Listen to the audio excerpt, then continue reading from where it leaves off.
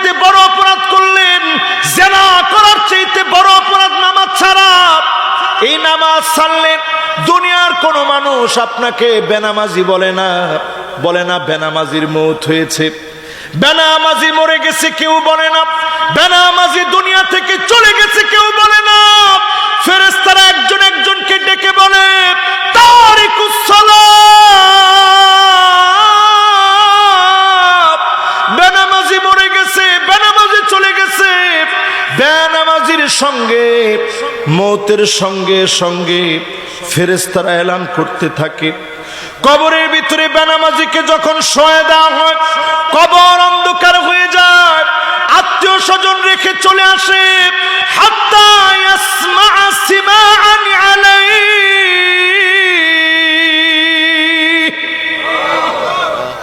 পায়ের আওয়াজগুলা শুনতে পায় বেনামাজি। আটকানোর চেষ্টা করে কোনো লাভ হয় না। এক এক করে সবাই ঘরের মধ্যে এসে ঘুমায় যায়, যার যার কাজে ব্যস্ত হয়ে পড়ে। বেনামাজির কবরে প্রশ্নকারী চলে আসে, খুবই কমন প্রশ্নগুলা করা শুরু হয়ে যায়। বেনামাজি উত্তর দিতে পারে না, লা আদ্রি লা আদ্রি বলতে থাকে। ফায়াদরিবুহু দরবাতান বিল হাদিদ,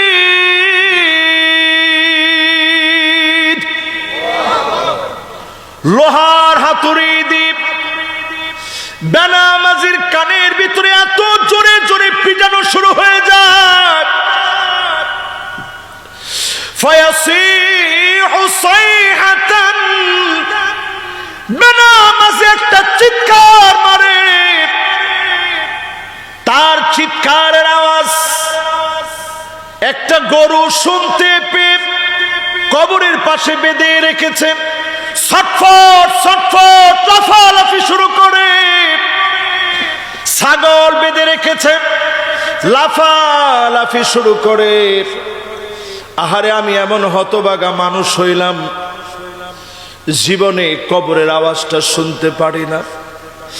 আল্লাহর নবী বলেন, মানুষ শোনো, একদিনে কবরের আযাবের দৃশ্য যদি দেখানো যেত, আল্লাহ তাদাফানু,